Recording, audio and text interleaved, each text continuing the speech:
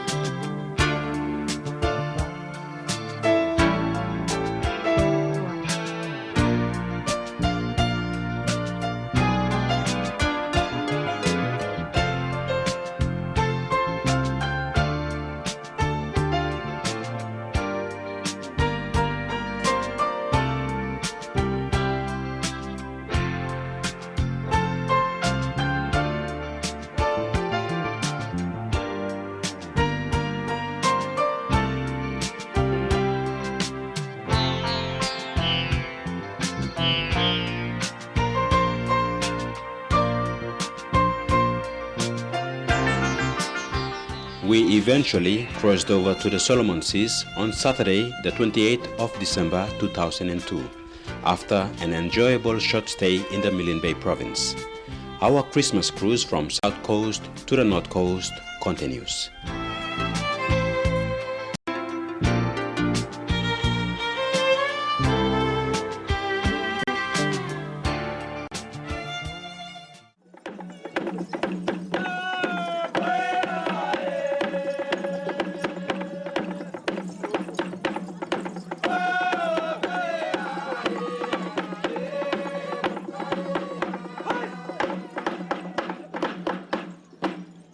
It was only next morning that we reached Malay Island, the final leg of our journey. Malay is in the Morobe province. The island is part of the CRC group of islands. That morning, most of us went ashore to visit the island and its inhabitants. There are about 500 people on this island. At the village, we were warmly greeted and met by enthusiastic villagers and curious children. The people were just recovering from the effects of strong winds and high tides in July of 2002, which had affected most of their gardens. Our visit was a blessing, an opportunity for the people to sell their artifacts in exchange for some cash. As we were just getting used to our new environment, a traditional drama group immediately put on a show for us. The performers put on several items that day.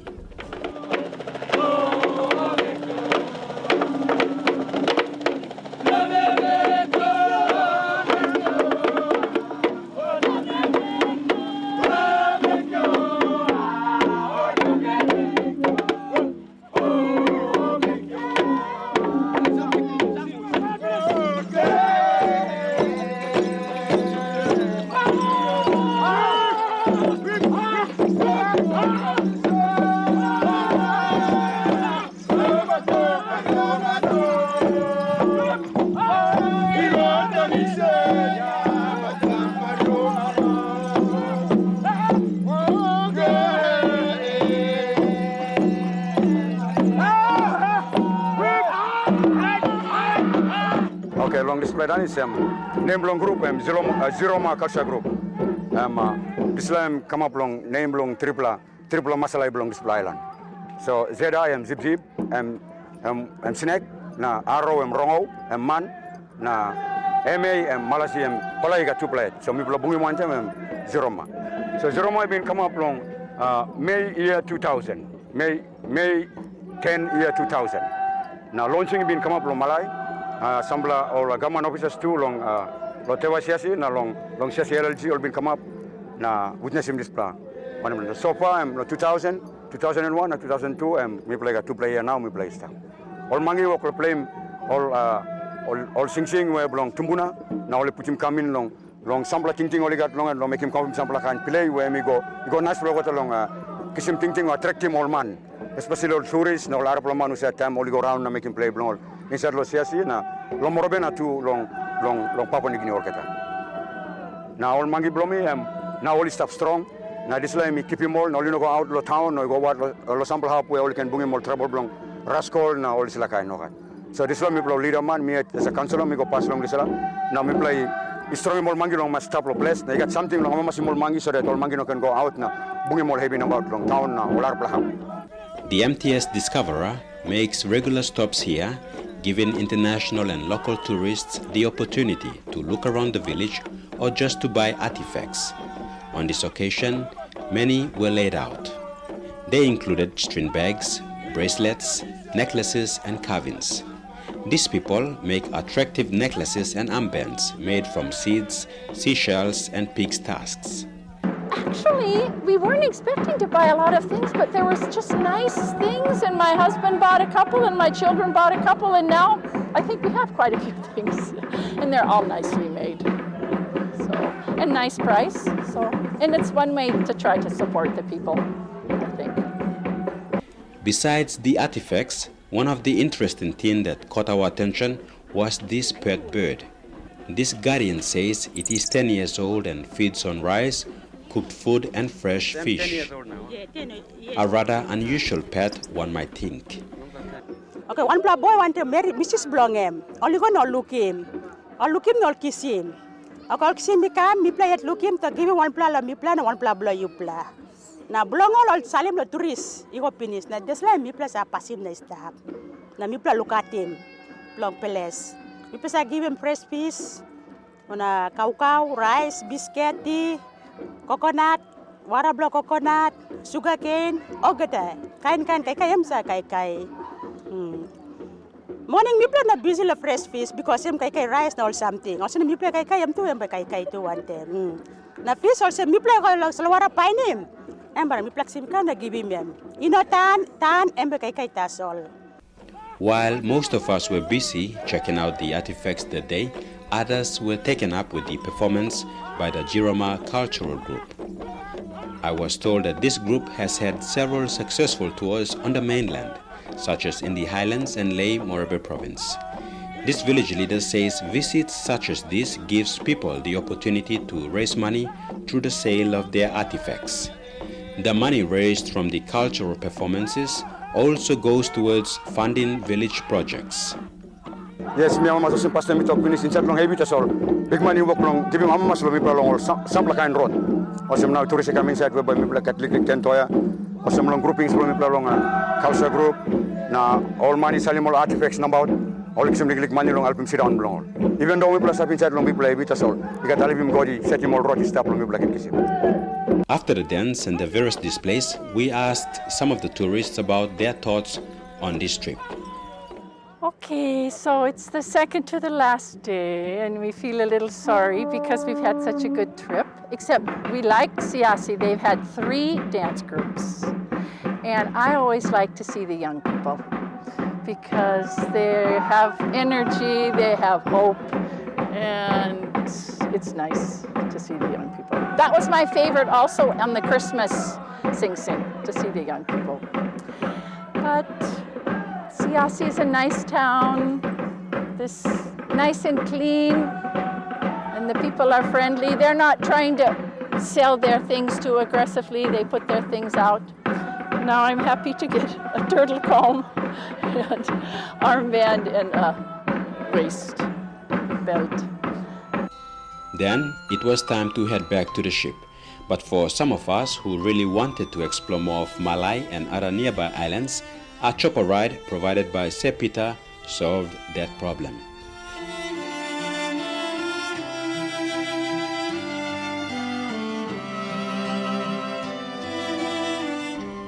From up here, the view can be quite breathtaking.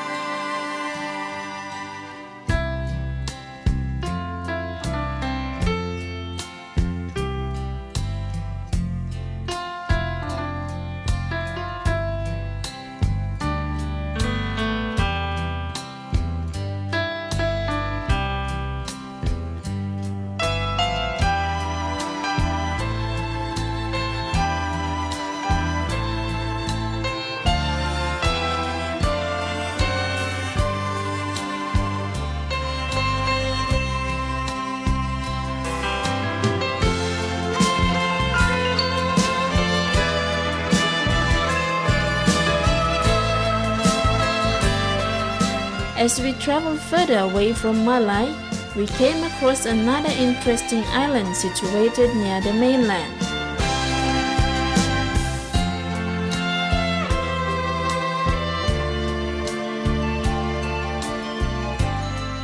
This island is about the size of a large football field. As you can see, there is not much room to play soccer on, but it is home to about 1,000 people. Strong winds, fire and high tides are some of the major threats to this island.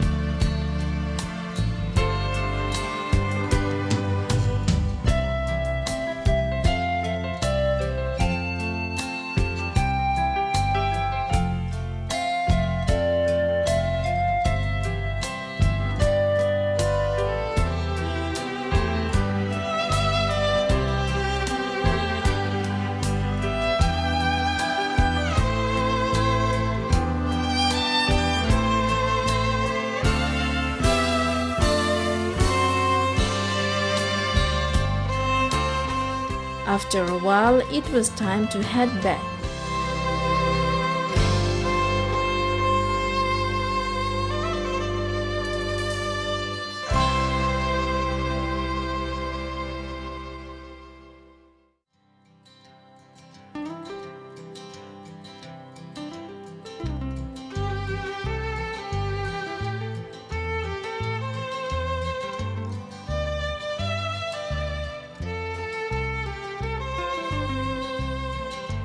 After lunch, many of us just lazed around over a cup of coffee or just enjoyed the general scenery. As the anchor was pulled up, the MTS discovered a cruise further towards Madang province.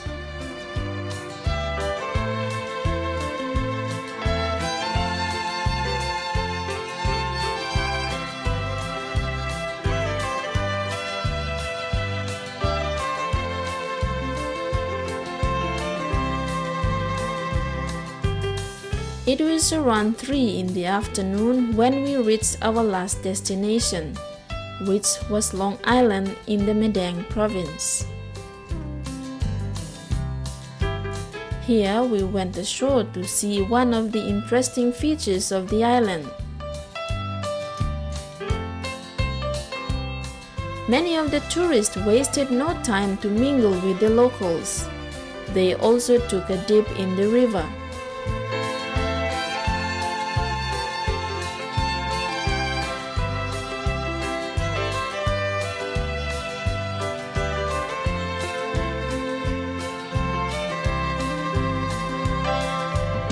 To get to the top of this river was a 3-minute walk from the beach. And there, to our amazement, was this spectacular Monon waterfall.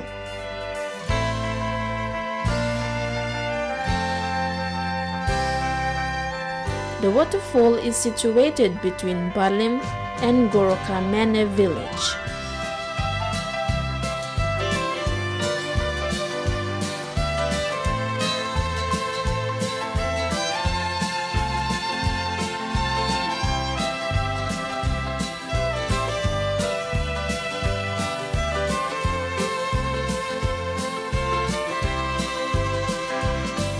Long Island is a large volcanic island which exploded hundreds of years ago.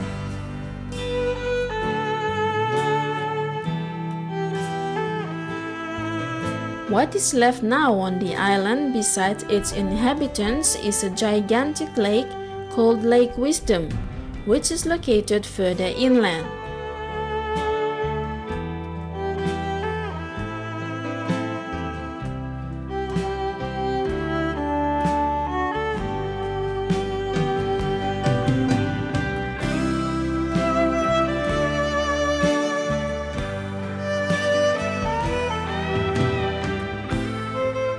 Long Island is so huge that it is difficult to explore on foot, but with a chopper, you can have a better view of the lake and certainly appreciate the untouched beauty of this island, especially Lake Wisdom, which is the source of the waterfall.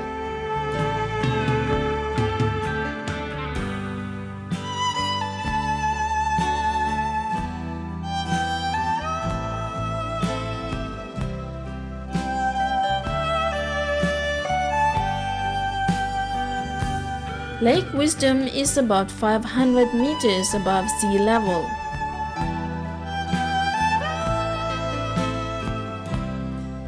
And don't think you will get wiser by having a drink or bathing in this lake.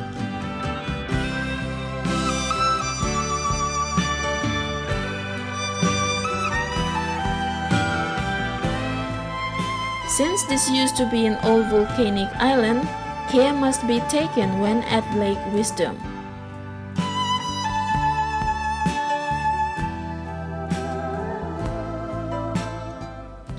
Most parts of this volcanic island is now dormant, except for a few smaller volcanoes in the lake that spurts out hot lava once in a while. However, there is no serious threat at this stage to the villages that live near the coast and other tourists. Lake Wisdom is said to be 7 by 3 miles wide.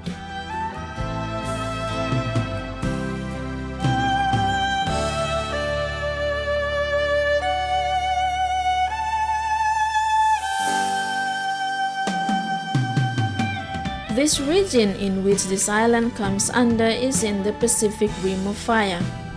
We'll show you more of the Lake Wisdom a little later when we tell you about the Bismarck cruise in our next program.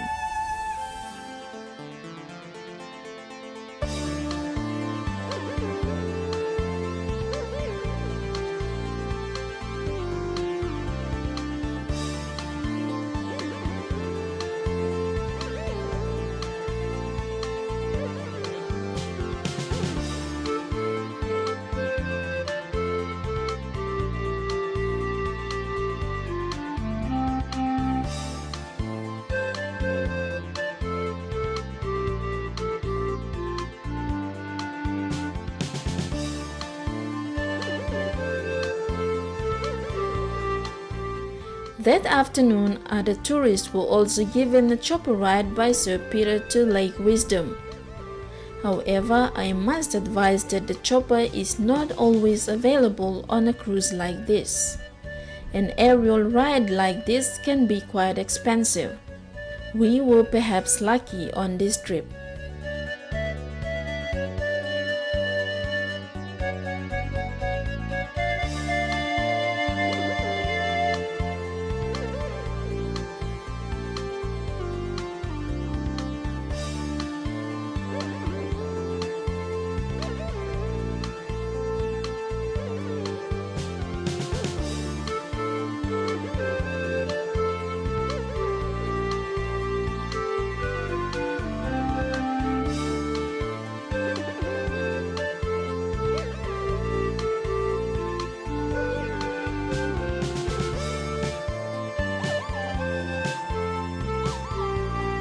The chopper ride marked the conclusion of our adventure from South Coast to the North Coast.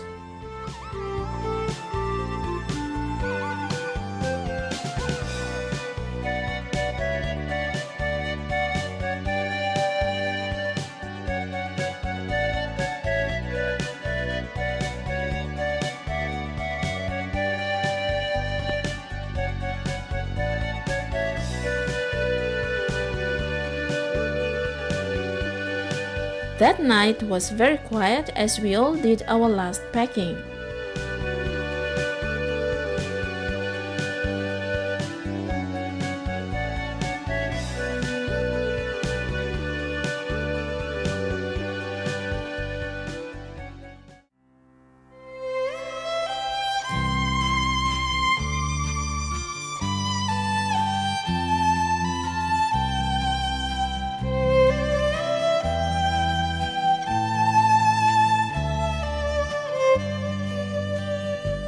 Dawn was still creeping up on us as the MTS Discoverer sailed into Madang waters. Most of the passengers were still asleep, except for our cameraman and the ship's crew.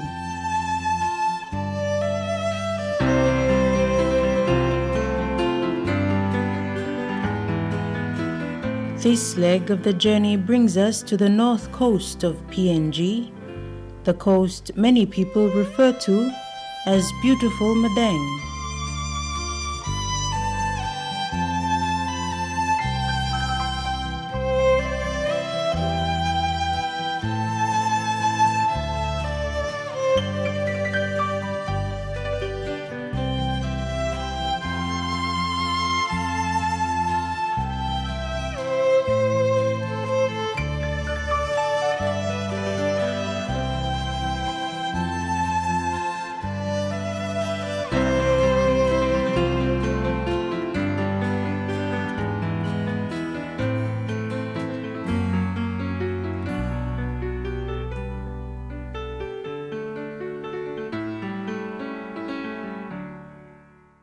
A number of years ago, it was actually longer than I care to count up, but I flew over Madang at that particular time and I was on my way to Aitapi, and I honestly looked out the DC-3 window and before I landed in Madang, and I said, this is the most beautiful town I have ever seen in my entire life. And I had no one to share this experience with. I was sitting in the aircraft by myself. I was sitting in a tie and a suit, I can remember very well, because I wanted to impress the Catholic mission when I arrived there that, you know, I was a good guy. But I was sweating like a pig when I arrived. But really, Madang is just a naturally beautiful place. And I never thought for a moment that one day my dream would come true and be back in Madang, not only as a businessman, but as the first governor and as a minister representing the Madang people, and again now being re-elected again back as Madang. And I still hold that beauty of Madang as dearly as I did when I first saw it, you know, well over 30 years ago.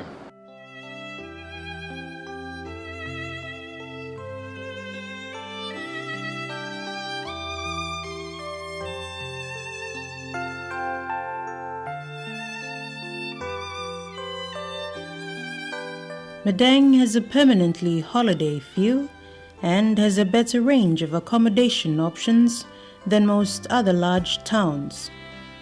Scattered in and out of Madang town are many hotels to choose from. Among them are Smugglers Inn, CWA Guest House, the Kennedy Lodge, the Coast Watchers Motel, Madang Lodge, J. Saban Resort, and the only 5-star hotel, the Madang Resort.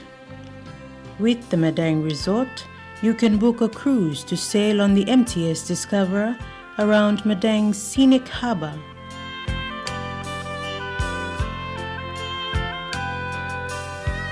The small town has one operating post office, 4 major banks including PNGBC, now BSP, Westpac, ANZ and the Agriculture Bank.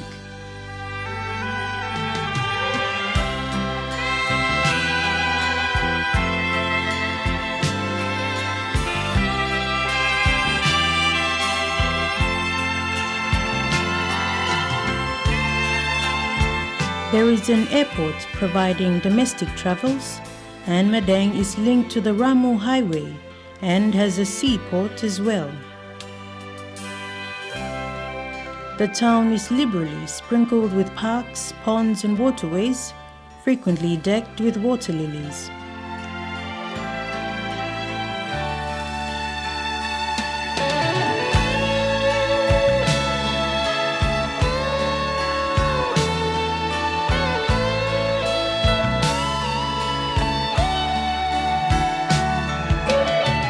The colorful and popular market is at its busiest best on Saturdays.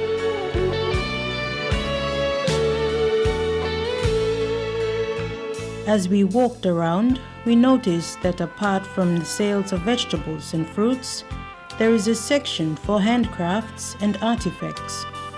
Many of the famous Madang and Sipig bilums and local shell jewelry are sold here at a negotiable price.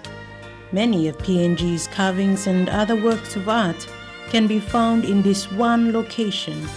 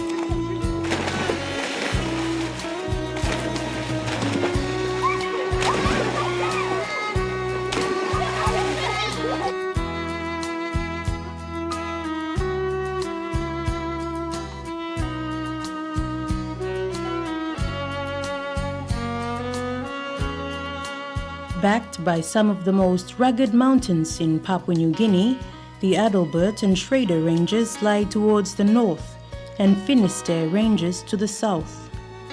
We could see the beautiful Finisterre Ranges from across the Astrolabe Bay as we took a long walk along Coronation Drive.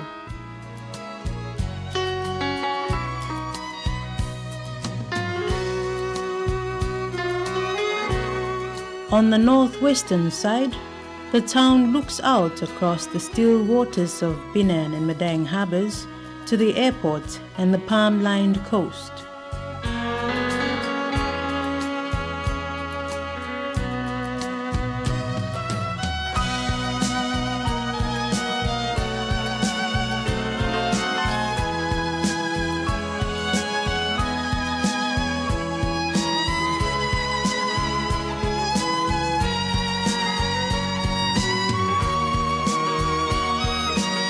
The locals have a generally quiet and friendly nature. The diverse geographical nature of this province is reflected in the makeup of its people. They can, by virtue of their lifestyle, be broken into 4 distinct groups: islanders, coastal people, river people, and mountain people.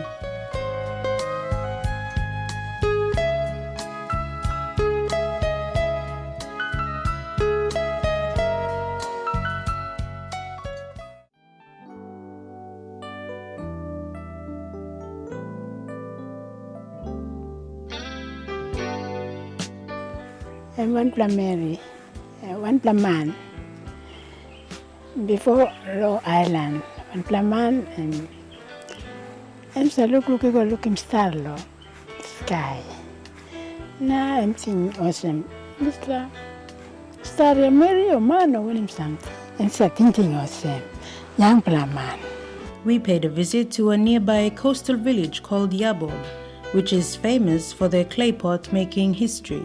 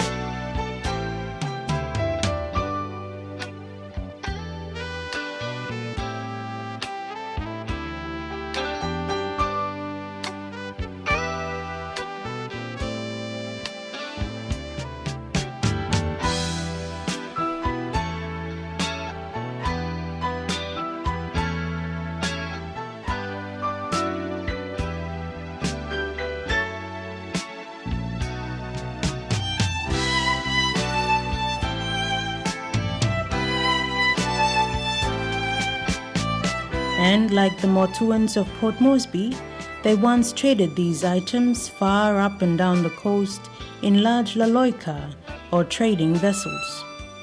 The story of the clay pot is an interesting one.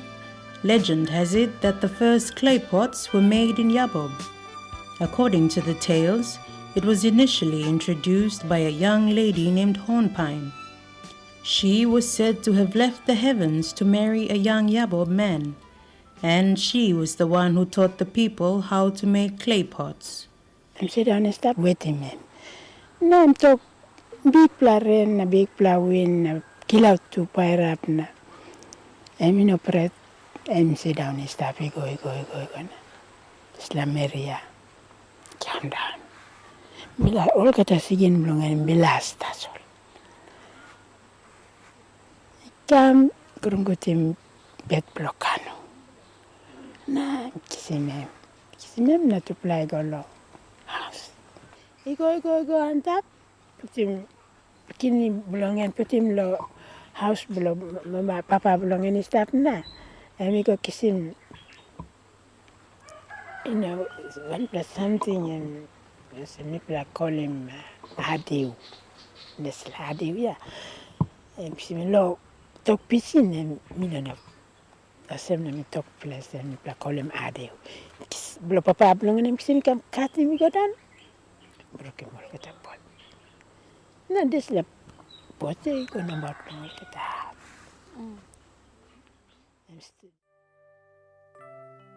There are many educational institutions that call Madang home. The PNG Maritime College, training cadet seamen, the Madang Teachers College, the Paramedical College, Divinewood University, molding and shaping the country's businessmen, journalists, tourism officers and health administrators, all of whom leave Madang as their training and learning grounds for further career choices. The warm, wet climate and fertile soil has created luxuriant growth. Many of the huge trees have survived World War II and still tower over Madang. You will discover that, like most other coastal provinces in PNG, Madang has a long colonial history and connection to the Second World War. In 1881, the German New Guinea Company arrived on the shores of Madang, only to be riddled by malaria or blackwater fever that caused many deaths at the time. The German cemetery is still located near the town market area.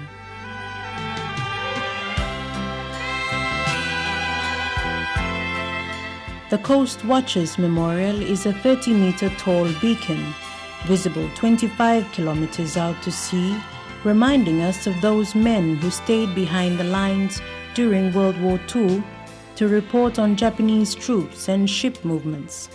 It is popularly known as the Kalibobo Lighthouse. If you do something, you get criticised for doing it because you're not sharing it with someone else. And in our case, it's not true.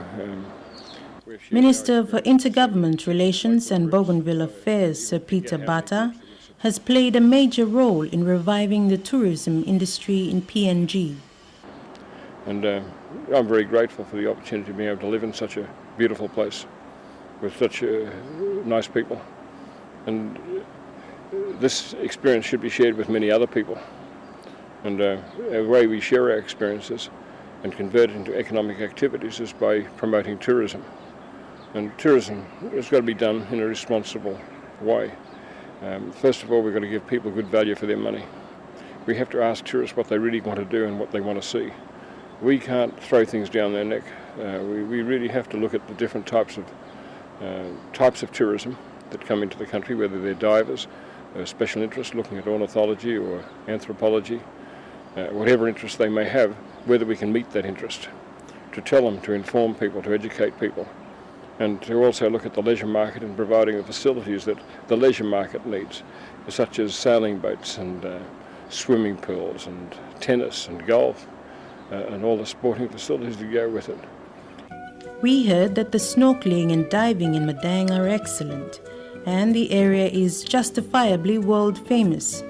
The underwater sea life is a quiet but busy world, leaving anyone diving here breathless.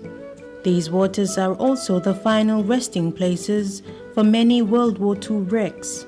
Islands like Biliau and Siar, just 10 minutes by boat out of the town, provide excellent diving spots for those interested in seeing Japanese wrecks and other remains from the war. There are 5 dive shops that offer reasonable prices for hiring gear, accommodation and dives all in one.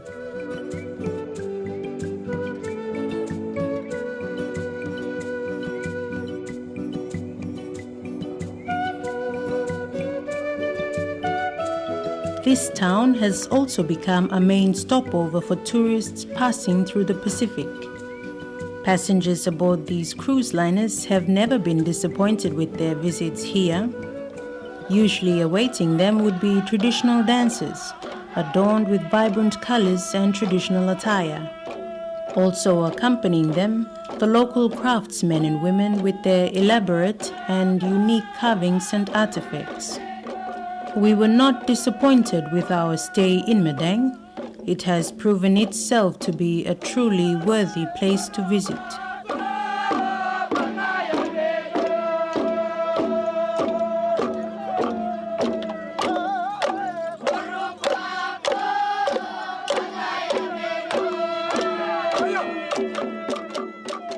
To serve the islands, to serve Sepik, to serve the highlands. And a tourist, if arriving in Madang, would be immediately impressed as opposed to, say, arriving in Port Moresby. They'll also be impressed with the security of the Madang area. And immediately you have more than 350 rooms of an acceptable international standard in Madang. And there's really more rooms in Madang than any other town in the country. So already you have your infrastructure in place. I'm not saying that it's enough, because it never's enough. If we start getting wide-bodied jets into Madang, we would need rooms, hotels of 500 rooms. But we have land here in the town that should be reserved for the development of that. We should have land reserved in the islands and other places around Madang to help develop village lodges and tourist lodges, eco lodges, and everything that goes with it. But the most important thing is to get that airport established and start to get these aircraft in.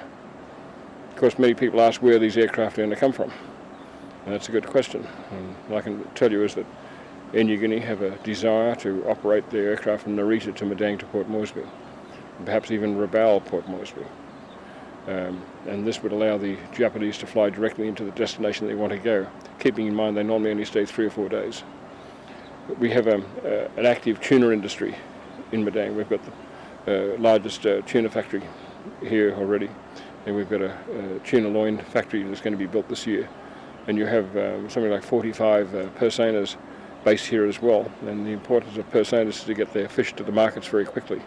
And they really need an international airport to do this effectively. But on top of that, you've got tourism. The airport could be supported just alone from fishing. From a tourist point of view, there's a number of large companies in the world that run around the world charters using 757 aircraft and Lockheed 111s and 730, 7800 series.